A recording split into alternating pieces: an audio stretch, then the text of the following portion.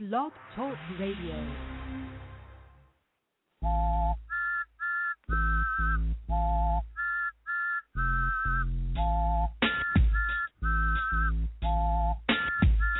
Welcome to Real Talk for Real Teens, hosted by Kim Creighton, or as she's known by the people who know her best, Mama C. The show where we uniquely combine the information teens need with the entertainment teens want.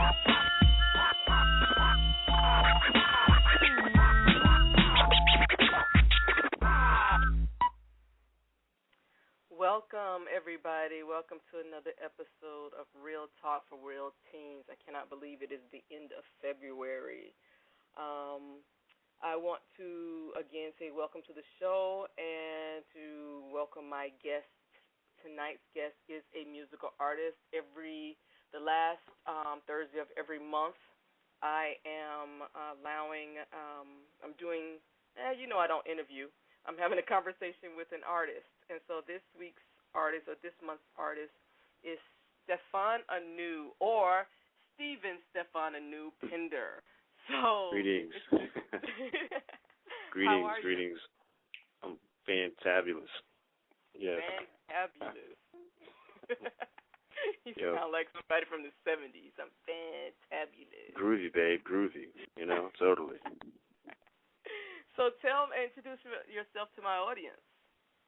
Again, Stephaun Pender, but I go by Stephaun Anu when I'm doing my thing. It's the moniker, alias, AKAs, all that good stuff.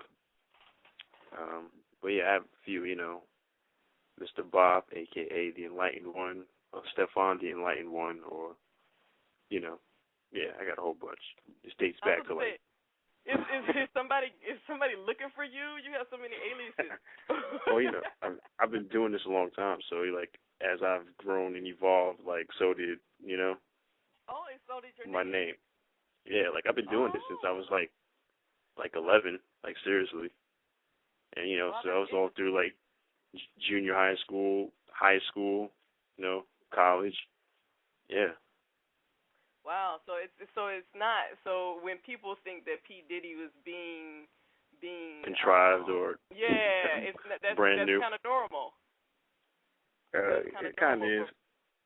Okay. But Puff, he's like a megalomaniac, so and I guess you gotta kind of have some of that to do, or to be in entertainment. So I can't begrudge him. Sounds like you have as many names as he's had. So tell us about these evolution of names. I don't know. You find yourself, which is all a part of growing up. I think and just going through life. You discover more about yourself. I don't know. I look at life as both unfolding before you and molding you at the same time. So, that's the more poetic way to put it. That's an interesting concept because I can think about, my name is Kimberly. I hated that when I was growing up, and so I wouldn't even answer to Kimberly. And it'd be interesting if people were allowed, because you get these names at birth, and once you come, some of us have names before we were even born, just because our parents thought they were cute or as a family name or something. And it would be interesting to see, if you could actually change your name. Yeah, people do it all the time, legally. Look at Frank Ocean. Yeah, but I'm saying if it wasn't that, you don't have to go through a whole legal thing. You just, I just gonna start going by this because I've changed. Yeah, and then nicknames too, your friends and family. They got all kinds of names for you too. I also have that. Yeah, I've had those. Oh, my God, I've had those. Yeah. So why don't you tell us a little bit about you and your music, since you've been doing this at 11. Tell us what started it, what kind of music. Has your music changed, that kind of thing? So talk to us about that. Oh, yeah, definitely. Growing up, I was banging on, things, at the lunch table, beatboxing, growing up in New York, just me with my friends on the block, everybody was pretty much into music, and being from Queens, like right up the street, we had everybody like, Tribe Called Quest, we had LL Cool J, Lost Boys, Capone and Noriega, a lot of the Queensbridge stuff, Mobb Deep, like, just, you're around all that. And even when I moved down south, like, it was coming to Atlanta, like, being on the scene around, like, Jermaine Dupri they were popping at the time, the Brat, Chris Cross, all that stuff, like, so just, I don't know, just always around it. And I was kind of, like, trying to emulate those sounds, It pretty much came. Tell us what started, what kind of music, has your music changed, that kind of thing, so talk to us about that. Oh, yeah, definitely. Like, growing up, like, I was banging on, like, things, at the lunch table, beatboxing, growing up in New York, like, just being with my friends on the block, everybody was pretty much into music, like, and, like, being from Queens, like, right up the street, we had everybody, like, Tribe Called Quest, we had LL Cool J, Lost Boys, Capone and Noriega, a lot of the Queensbridge stuff, Mobb Deep, like, just, you're around all that. And even when I moved down south, like, it was coming to Atlanta, like, being on the scene around, like, Jermaine Dupri they were popping at the time, the Brat, Chris Cross, all that stuff, like, so just, I don't know, just always around it. And I was kind of, like, trying to emulate those sounds, It pretty much came naturally too, because that was just the environment. And but of course, as I've grown, you find your own voice, and that's taken years to do, and I'll just say I'm just a more refined version of myself when I was 11,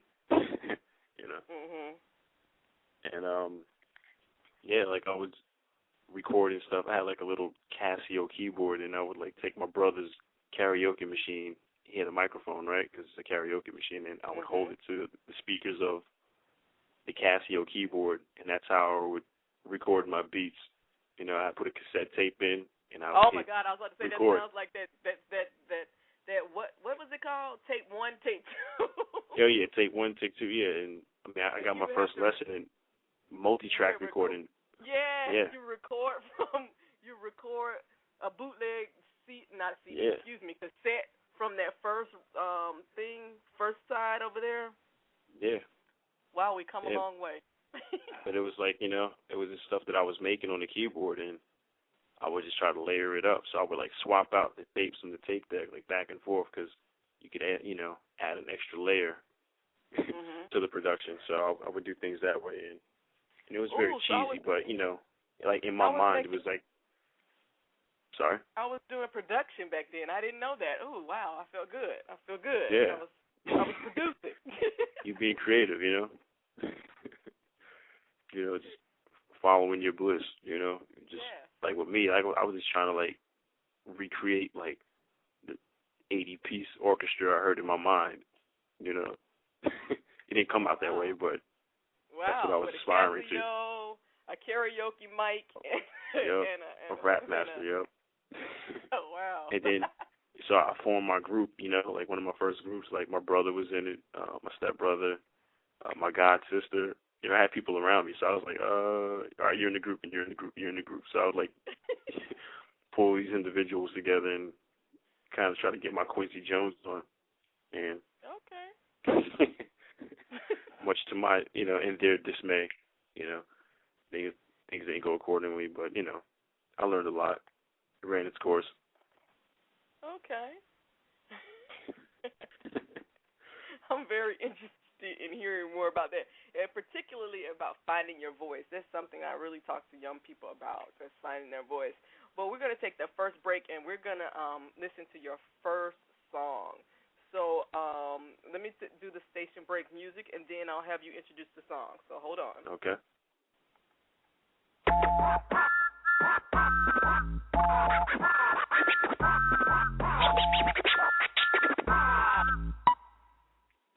All right, introduce your song. All right, this song is called "Ain't It Cool," and it's from my debut instrumental album, Emotional Dyslexia. Okay, here we go. Ain't it cool?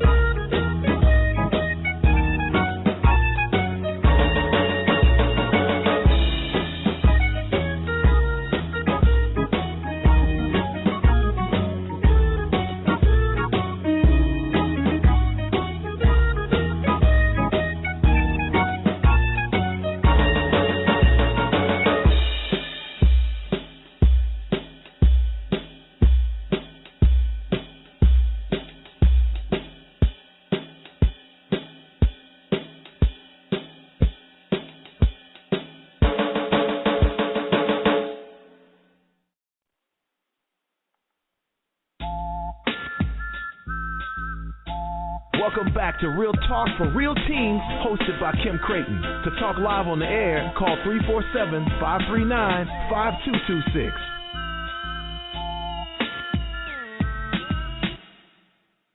Welcome back, guys. We're talking to Stephaun Anu.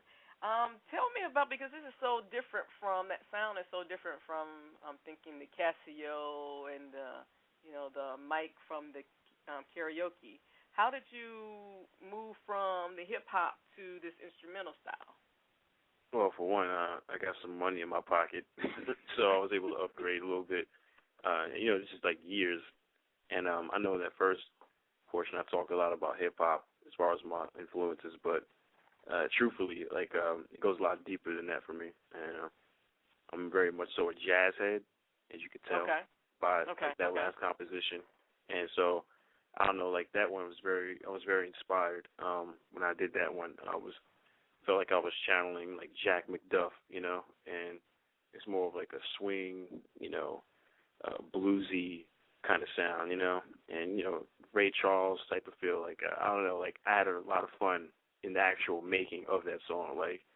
I was yelling and screaming as I was playing the piano, with the whole woo, yeah, I kind of wished I would have added that in, in retrospect, just to better communicate what I was feeling at the time when I made it. And but yeah, I just love music, and I grew up around all that stuff, I had a lot of people who really appreciated music in my family, from my mother to my grandparents to my aunts, and that was very evident, and surprisingly, I guess throughout the years, I was able to kind of tap into those aspects of myself as I grew.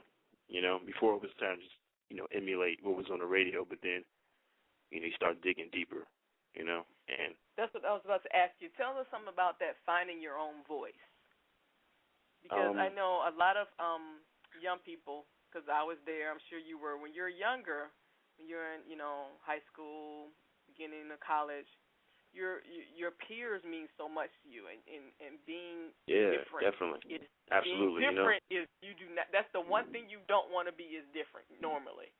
And so normally, but I don't know, truthfully, I didn't go through too much of that in high school. I went through it a little bit, but I don't know, I've always pretty much had a good idea of I guess what I wanted out of life, or so I thought. I mean, obviously that's changed, as you get older, because when I was 16, I thought I knew the world, which is funny. I thought I had it all figured out. When I could laugh at myself, wow, you knew nothing at all, at this point. But even with that said, I still had a certain direction I was moving in, and I think I don't know, I think to any kid out there, if you have some sort of direction, that's half the battle right there, you're already winning. You know what I'm saying? Because so much, wanting to be accepted, that's a very real thing, but you eventually learn that, man, you can't please everybody. And you got to just start. Most of them. Most of them, yeah. And, but they themselves. I remember I ran into somebody that I knew in high school, in 8th grade, and I knew I was odd. I've always been the odd duck, just odd. Everybody's going right, I'm going left. Did you grow up in New York? No, I grew up actually here, and then I lived in Chicago for a while. And this was when I was here, so I was really odd down here. I did not fit in the South at all at the time. And so it's when a different flavor down here. Yeah, he was like, you know what? We thought you were the cutest thing, but you were just weird. I was like. But what is normal though? Exactly. And that's the problem. People are trying to, everybody's trying to dress alike. Everybody's trying to, hair alike, everything. And there is no normal. There is no standard. There is. Right. You are most comfortable being yourself. Yeah, that's somebody said, I forgot who it was, somebody famous who's no longer living. They're one of the most bravest. That narrows it down. one of the bravest things you could ever do is like be yourself. Mhm. And yeah, I mean it's true because like, man, I think it's worse now, honestly, because you know you got all this social media, you have reality television's at all-time high. I mean, narcissism's at all-time high. Like, you have all these things that are like beaming into your brain on what is cool and what is, you know, I think even more so now than like back then, you know. Yeah, that's you don't. like, There's so much noise. It's hard to find your own voice. You have to really intentional quiet about shutting a lot of stuff out. Right, and then a lot of people don't even know to be that way, you know, or to even Exactly. question why they think the thoughts that they think, and how do these thoughts even get in your mind to begin with? You know, a lot of people don't even stop to do it. You just kind of like, you fall into it, and then, you know, you start acting accordingly, you know? Yeah. And that goes for, like, trying to ask a girl out and how you're supposed to act when dealing with a girl, or, you know, and just trying to be accepted with the homies, you know, and just, it's across the board, you know?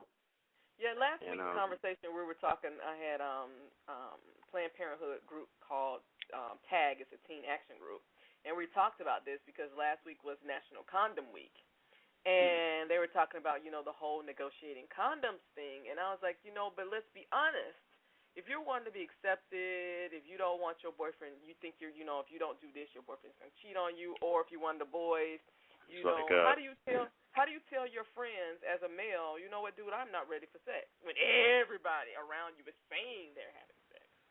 And it's like, how do you stand out? How do you find that courage? How does a young lady say, hey, I'm not ready for this, or if I am, this is what we're going to do so everybody's protected? Yeah, I mean, I think it goes back to the parents too, though. Honestly, I mean, a lot of the responsibility falls on them as far as like how are they raising, you know, these kids, and despite, you know, the loudness and the pressure of the outside world, you know, like getting like those core values established like early on, you know. I can tell you like, go ahead. I mean, from like me growing up, I don't know, like I was always so cognizant of the fact that like, you know, I'm a young black male like in America, you know, and it's almost expected of me to mess up, you know, to fail, to fall victim to whatever said circumstances, you know. And it was always like, man, that was one of the things that was kind of fueling me, you know. It's like, man, don't be a statistic. Don't be a statistic. Don't be a statistic. Don't be a statistic.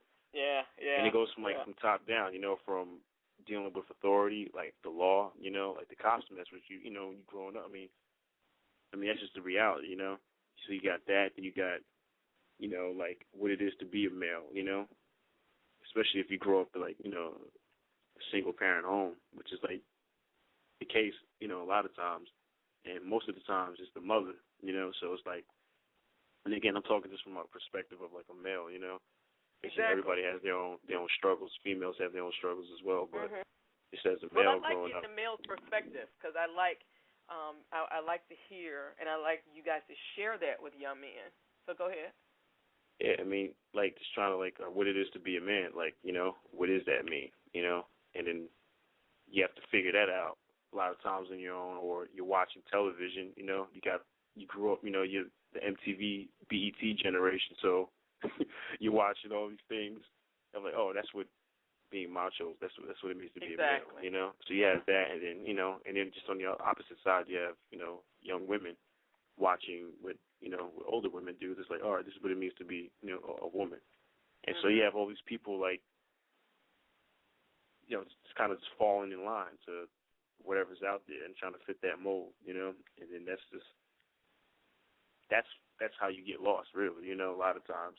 And then, you know, a lot of trial and error, of course, then you start figuring things out. Hopefully it's just not too late. Hopefully you don't have like 2 or 3 kids and 3, 4 baby mothers. If you're like, oh, before you figure it out. But a lot of times that's not the case, you know. And I want to read you something that someone, because I was having this conversation with a friend yesterday about his son, and someone put this on Facebook today, and it really just hit me. It says, parents and guardians, we must stop babying and sheltering our children. We must coach our children to think critically and strengthen their decision quality. Sometimes as parents/guardians, we get impatient with our children's development and tell them all the answers to prevent them from making mistakes. Parents, I understand why we do this, but I also believe giving away all the answers will handicap a child's ability to think critically. I know it's hard to be patient with our children, but we must probe and ask more questions. By doing less talking and telling, we find out what our children know, how they process information, and their ability to make a sharp decision. In today's society, children must, in all caps, have these competencies. And that, to me, is, when he wrote that, I was like, oh, my God, you just encapsulated the conversation I was having, because we expect young people, and it was expected from us years ago. It hasn't changed. We expect young people to, 18, you're grown, but we haven't had those opportunities to practice what that means. Up until that point, most of our decisions have been made for us, and if they have not, we've been, whatever, if we had very little parental guidance or whatever, we've been making decisions based on where we were cognitively at maybe middle school or whatever, and so those decisions just don't work, and they're just poor decisions, and it's just very interesting process. So with that, we're going to I want you to hold that thought, because we're going to take a break, and you're going to introduce your next song, okay? All right.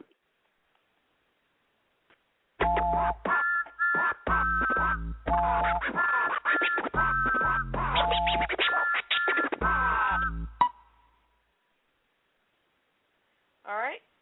Introduce your next song. All right. This next one's called Today Was a Surreal Day, and it's also from my debut album, Emotional Dyslexia. All right.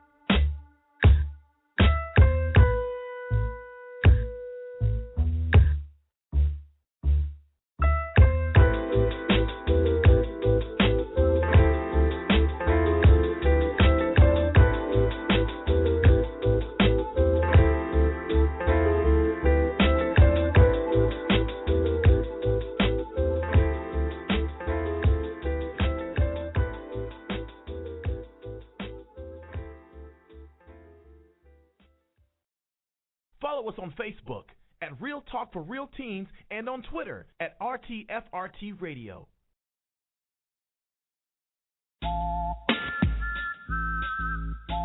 Welcome back to Real Talk for Real Teens, hosted by Kim Creighton. To talk live on the air, call 347-539-5226.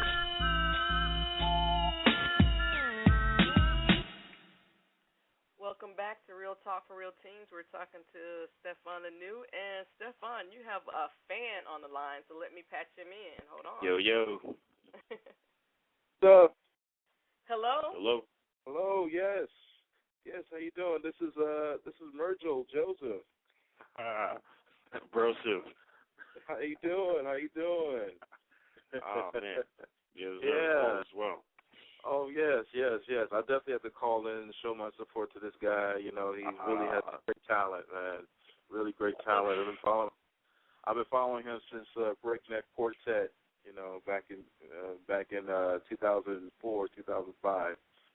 So it's been great stuff. Well, tell us back why in you the day. tell us why you vibe so much to Stephaun. Well, pretty much, with me at the time, the hip hop scene was kind of dwindling down for me, and I've always liked to look to other avenues and something that was matching my maturity, and definitely his music has captured my maturity a lot more, especially during that time. And there was a few tracks that I really enjoyed, like Trying to See Paris, all that. That was a great track, and beautiful. The blend, the melody, everything was just beautiful. How it was orchestrated, and all. So definitely dig his style. Definitely dig how the ensemble cast did their thing, and been following him ever since. So yeah. So tell me, you mentioned something about you were we're coming to more maturity. You were outgrowing hip hop. What does that mean for you? Well, I just felt like at the time that there just wasn't there wasn't the things that I grew up with. You had the Public Enemy, you had the Wu-Tang Clan, you had Nas, all those guys. Everybody really digging into pop culture by that point and was really going for the gold. And, for me as a hip-hop fan, I wanted something deeper than that. I wanted the deeper messages that I was so used to, that wasn't something to wiggle your body to or anything. It's just something, something you want, something thought-provoking, And, I felt like, that element was missing. And, of course, I had to look for it myself as far as different type of music to dig into. And it just so happened that Stephaun and his band was one of them, and I was really digging it, and it really was like the soundtrack of my part of my life and everything. I still got the CD, I still support, and just want to show love, Well, wow, that must sound good to somebody tell you that your music was the soundtrack to their life. No, man. Like, Merger, he was there, man. Like, so, and, I really appreciate that, and he's right. Like, what he's referring to was the time when I was in a band, and the name of that was YBQ, and we had a pretty successful run. And if anybody's interested in hearing what he's talking about, you could always just visit the blog, and it's at stephaunanu.tumblr.com. And you might want to spell that, Stephaun Anu. Oh yeah, of course. That's StephaunAnu.Tumblr, which is TUMBLR.com. And I have like a little, info section. You can just click on that, and several links will come up. And one of those links will take you to some of the stuff I did in YBQ as a band. Shout out to all the YBQ, by the way. But yeah.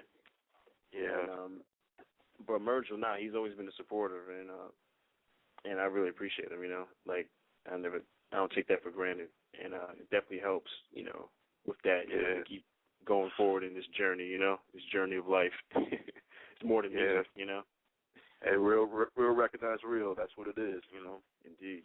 Yeah. Yes, all right. We're going to put you on hold, sir, and we're going to get back to our conversation. Okay. All right. God bless you guys. Be easy, man. All right. Thank you for calling in. All right, no problem. Have a good one. Bye-bye. All right, bye-bye. So, wow. That was nice. Yeah, that is. I mean, unexpected, I feel nice for you. Yeah, man. Like, it's just, things like that just kind of warm your soul, you know. And like this whole week has kind of been that for me, you know. Just in like preparation like for the show, like I just been getting a lot of love, and you know I'm reminded about like how much support I really do have, and you know it's a nice thought, you know. It's comforting. And that I really appreciate it. Support makes or break, can easily make or break a process. Oh yeah, definitely. A young person's spirit, just you know, to say, because you were saying how your parents or your people in your life supported you, they understood you, you got your musical talent, your gifts from them. Man, I was very like you were nurtured. Yeah, just to come from the kind of family I came from, like everybody they all saw it, you know. Mm-hmm. You know, like and it was just I was always just creative with the arts, you know, from drawing. I've been drawing since I was 2, you know, and just going to the Jamaica Arts Center in Queens to, you know, all the way up to the things that I did in high school, you know, like art classes, theater. Theater was a very big part of my life. It still is, actually. And as I was talking about earlier, I was alluding to this as far as like having a direction, and that actually gave me a direction, you know, and it kind of helped me like hone my abilities. And you know, when you're focusing on that, when you're doing something you love, a lot of times you don't have the time to get caught up in a lot of the riffraff that high school can show, you know. And so that's why I feel like a lot of ways I was fortunate, you know. Even it was before funny because high school. Even the conversation I was having with that parent yesterday, and the conversation was the fact that the young man is so apathetic. He has no strong passion for anything. Yeah. And so the parent was getting frustrated. And I was like, I've known this kid only 3 years, and I know he doesn't have any strong inclinations to anything. So you can't be surprised that, you know, he's about to graduate, excuse me, and he doesn't have a clue. But, you know, that's all part of it, though, you know, like just growing. But, I don't take for granted, like, how fortunate I was in discovering that at an early age, and then having people around me, like, recognize it, too, you know, because that makes all the difference, really, for me. Oh, my God. Like, one of my favorite books called Outliers by Malcolm Gladwell, you know, he speaks about that and how, like, if you're not careful, if that's not nurtured earlier in life, that can really like just cut all your chances to even become. And that's why I want you to speak on it, because it is so important to have a nurtured dream. There's another caller. I haven't screened this person, so let's see who this person is. Okay. Hello and welcome to the show. Welcome to Real Talk, Real Teens. And who's calling? Lene Warren. Lene? I guess you do know Lene. Lene. Hey, Steve, how are you? I'm great. I'm feeling great. How are you doing? I'm good, blessed, happy that you're on the show. I actually know Steve from way back. We're old family friends, so. Little, small. Yes. So it's definitely a blessing to hear you on the radio. I know a lot of people have watched movies, have, listened to lyrics, but he's definitely been in the industry way before, Stomp the Yard came out, Tyler Perry's movies came out, and just to hear you, it makes me happy because I grew up with you. You're living a dream, A lot of teens, and especially the younger generation now, they're following 2 Chainz, they're following Lil Wayne, disrespecting women or not even having the right guidance. And for our generation, it's hard to try to teach them, the right direction or just even giving them advice. So seeing somebody who's making something of themselves and doing what they love, having that inspiration, as you guys were just talking about, having something to look forward to, something that would excite you, I'm just so happy about it. Wow. And that's what when you say the music they're listening to, they're listening to the music because that's the music that's out there. And that's one reason I do this show. I call it the buffet. His music, Stephaun's music, does not fit what they would normally listen to. But if they're listening to my show, they're going to hear all kinds of things because I'm going to expose them to all kinds of things. And it's because you don't know. I can't blame you because you don't know. Right. Yeah, you don't know what you don't know. You exactly. know? And what you do, because when you mention that whole 16 and think you know everything, what you do know fits in a thimble of what is unknown to you. Right. It is what your level of knowledge is so small compared to what's possible to know. And it's from a very restricted point of view, but you know, you don't look at it like that at the time. You're just like, yo, this is my world. This is what what you're talking about. You know, I know who I am. You know, I know what I do. And then the whole, and don't turn 18 because now I'm grown. I'm like, shut the hell up. That means absolutely nothing to me. All you can do is vote. You can vote, and if there's no election, you ain't voting. So what Yeah.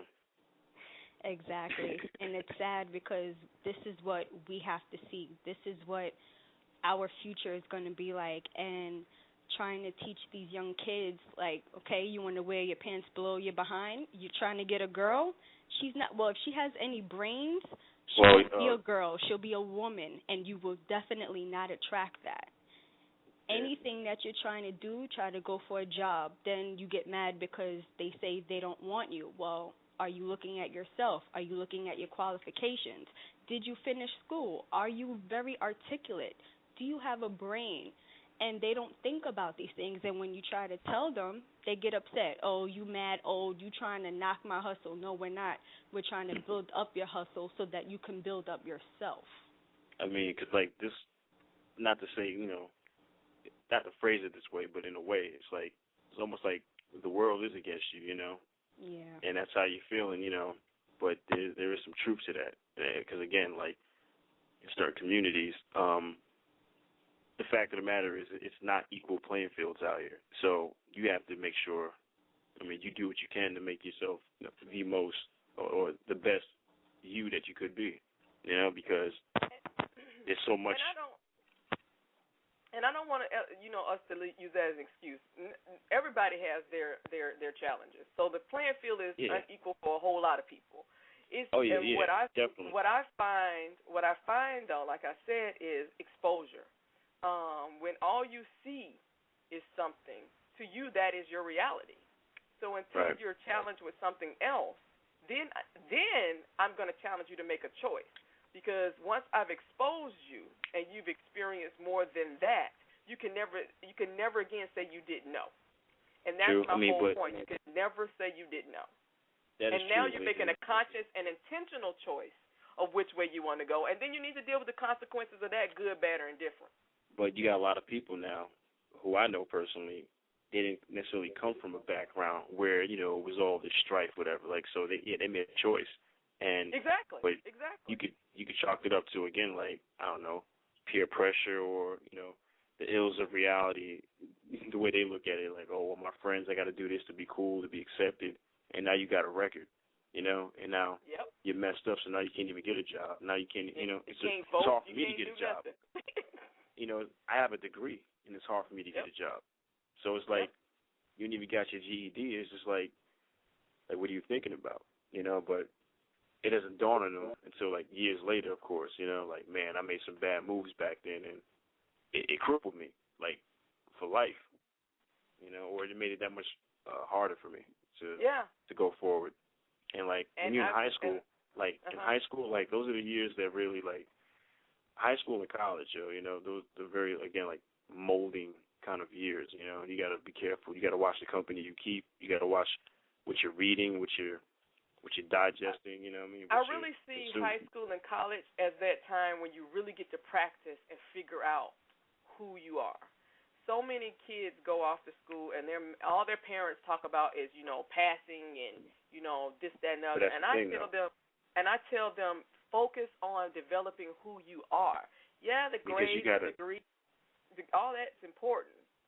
And you have to tell you, and you have to tell yourself that. You can't let the world tell you that. You have to figure it out on your own, yes. Because the world tells you that, then it's is it something, you're basing that on something that's very fickle, something that's very, it's not a strong foundation at all. It's flimsy. It's external and it's not intrinsic, and that's why it'll never motivate you. That's why people, I want to empower people. You can never empower or motivate someone else. Those are intrinsic values. I have to motivate myself. Now, you can give me the tools. You can give me the like we were talking about from your family. You can give me the nurturing. You can give me all those things. But I have to make the choice, right, consciously or unconsciously, because your consequences are going to be affected whether you make a conscious choice or not, good, bad, or indifferent. I'd rather make a conscious choice and know what consequences I got coming than to a lot of, just live how, and then again, when we keep saying young people, I'm going to be honest, because as a teacher, I would have parents come in, and once I see the parents, I was like, oh, okay, that explains why this kid is acting like this. And I was going to say that earlier about, like, why you have such a disparity, because a lot of times you have people who shouldn't even be parents, and they themselves were young when they had, and they didn't, for whatever reason, it just didn't connect, and they're trying to raise kids now when they themselves are like children in the mind, in the heart, in the spirit, in terms of which way to go. I mean, because at the same time, I'm not a parent, so I say that like with humility, but there's no handbook on how to be a parent. Like a lot of people just trying to do the best they can, but again, they themselves weren't armed with the know-how or with a foundation to even try to impart or to pass that on to, the kids that they're raising. It's that you can't teach what you don't know. Right. So with that, we're going to take the last break, and you're going to introduce your next song. Thank you for calling in. Thank you. Thank you, Lynette. And we'll be right back. Bye.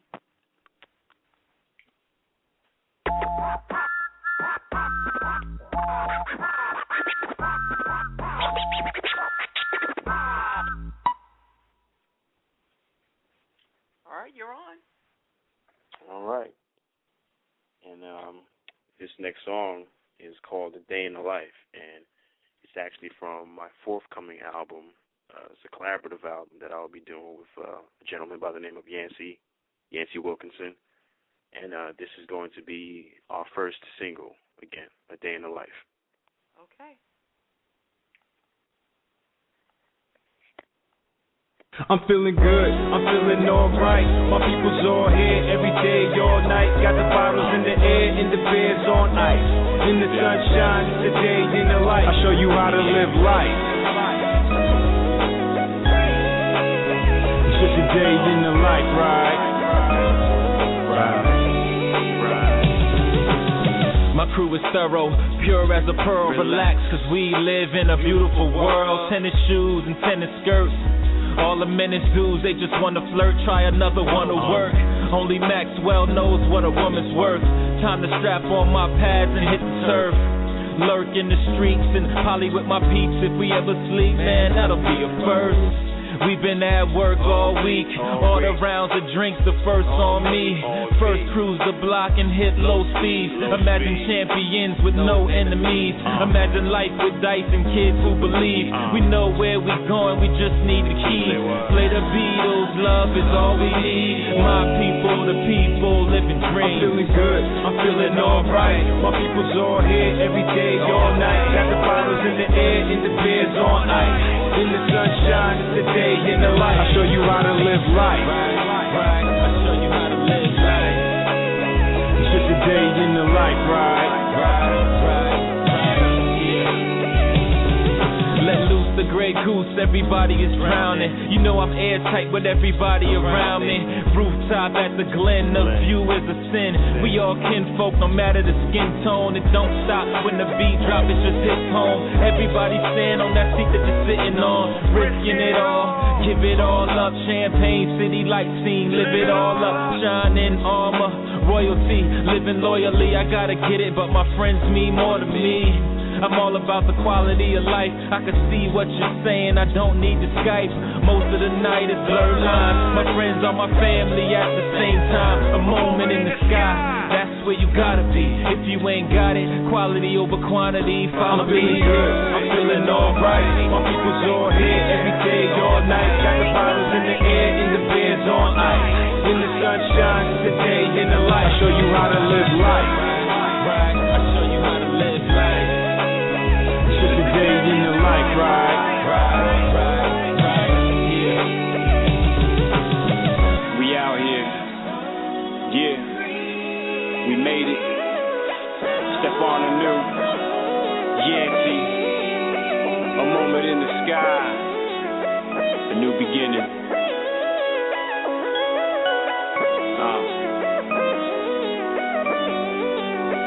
We here now.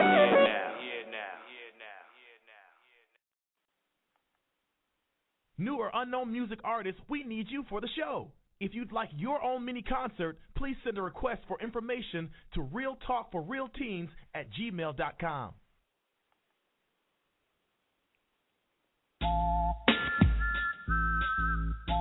Welcome back to Real Talk for Real Teens, hosted by Kim Creighton. To talk live on the air, call 347-539-5226.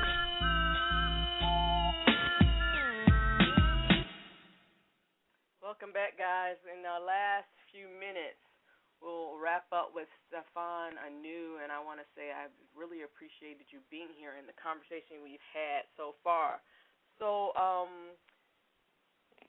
what would you like to say to my audience about being an artist, first of all? I mean, like, art works the best, like, when you tell the truth, you know? And this thing, like, finding your voice is a big part of that, you know? And being yourself is a big part of that. I mean, just like that last song, A Day in the Life, it was a very, you know, celebratory, feel-good kind of song, you know? And despite all the things that we've been talking about, you know, like life, there's room for that, too, in life, you know? Mm-hmm. And that song was actually based on, like, a real day that, you know, me and Yancey had, you know? And living life inspired the creation of that song, you know? It wasn't necessarily looking at what these guys over here doing and let me make that. Let me try to emulate that. Let me try to, you know? That's the difference, you know? From when I was younger creating music to, like, where I am now and how I go about creating music, you know? And to everybody out there, I would just, especially, like, in high school, like, I don't know, like, I kind of wish somebody would have told me this, but I don't know, I guess I knew it back then, honestly. It was just, like, there's so much more to it than that. Like, it's almost, high school is not even real, you know? It's like, it's not even all the peer pressure, all this stuff. It's like, it's not even going to mean anything, like, later on. Like, all the people who got it on, you know, who got it going on, who things are on and popping for them in high school, like, I guarantee you, like, 9 times out of 10, you see them 10 years later, you know? You go on Facebook and see them. These people will just, you know, Well, if it wasn't on Facebook, I wouldn't, outside of, until recently, I mean, until Facebook, literally, I only spoke to 2 people from high school. Oh, I'm the same literally. way, yeah. I'm the same way. Like, I have 2 friends from high school, you know, my friend Marlon Daniels and my man John Senate Lee. Those are the guys who I really, you know, like we make an effort somewhat. But yeah, it's exactly. all love when we say, see now, each don't other. get me wrong. We don't let me lie and say we talk all the time. But those are the 2 people who but those who are I real stay friends, though. connected to. Yeah. It could be months and you catch up and it's still all good, you know. And that's, you know, finding real friends. That's another thing too about high school. Like, you know, you start out, if you're a loner, then you're a loner. But you have like this huge group of people that you're hanging around. You got 20 friends. Like, you find as you go through the years, like that circle's only going to get smaller and smaller, you know, because people reveal themselves to you. You know, you got like constituents, you got confidants. You know, those constituents. And then people grow. I mean, people just you have to allow other people just to outgrow each other, and that's just the nature of life. Yeah, you grow up, grow apart, grow together. You know, it's like it's all good. You know, you just got to look at it. There's nothing wrong with it, but I mean, I look at these like particularly these relationships, and I'm like, God, you guys are living like you're married with none of the benefits. I could barely remember my high school boyfriend, and it's like y'all living like. And you know, but again, you know, like I remember, you know, like back then I was like 16 and I thought I was in love, whatever. I was like, oh, you know, this is it, guys. Like, there's nothing else after this. This is all that matters. Like my own mom was trying to tell me, like, I don't know, she ain't the one for you. I'm like, I would, nah. Exactly. She's like, yeah, so far removed, from where I am now. But, I was about to go against my own mom again. So I'm like, I love her. You don't know her like I know her. You don't love her. You don't know what you're talking about. You don't understand. I'll run upstairs crying and be like, just lovesick, and it's just like, wow, like I could laugh at it now. It was just like, man, I didn't know a damn thing back then, but it was just, it felt so real, Yeah, it was. was. To quote Brother Ali, he says, puppy love is real to a puppy. So, well, it's real, also, back when you're a teenager, you're living in your emotions. I mean, everything is right now, right? Everything is present. Oh, so much emotionality. Yes. Yeah. Everything is. Oh my God! Everything is urgent. Everything is on a 10. Everything is. Like I need you. I'm gonna die. You want me to die? It's like you really like operating at that level of intensity of like you don't understand. Oh, yeah. She doesn't. Or my friend, they're not talking to me anymore. Oh my God! What am I gonna do? But it goes back to like, thank God I had my art and my music, because I was able to really like channel a lot of that. So again, I kind of say like I feel like I kind of had one up on like knowing this after battle, and I was able to like exercise a lot of that angst and energy into my craft, and I'm grateful for it because I kind of feel like it kept me out of a lot of trouble. Yeah. Like I could be like 4 baby mothers in right now, you know what I mean? Like I could. I look at some of the the stuff I see, and I just start laughing, and they're like, "Oh, you're so mean." I'm like, "No, baby, I'm not mean. This shit's funny." I'm sorry. Yeah, like funny.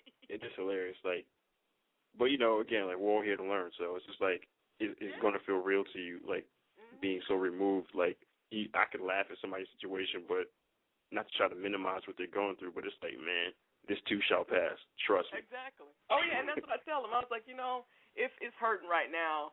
And you don't get it, but trust me, you can don't believe me. Just watch. you can get through it. All right, I want to one of the last things I want to ask you. I want you to give my audience one piece of advice that you wish someone would have given you when you were younger. Again, I said this a few minutes ago, but it's not real. High school, trust me, it's like if you make it through high school, like. There's a whole world out there, and just do your best. Be happy, have fun, be safe, but figure out what you want out of life. Like and what matters most, like family, friends, all the other stuff.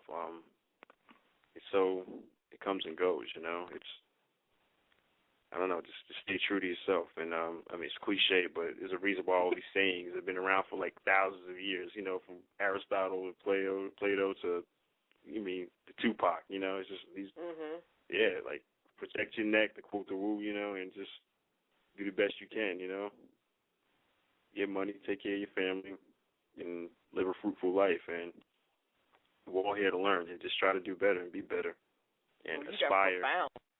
To connect, like with your higher self, that's why I feel like we're all here anyway, and I think there's more to life than meets the eye. I think there's more going on.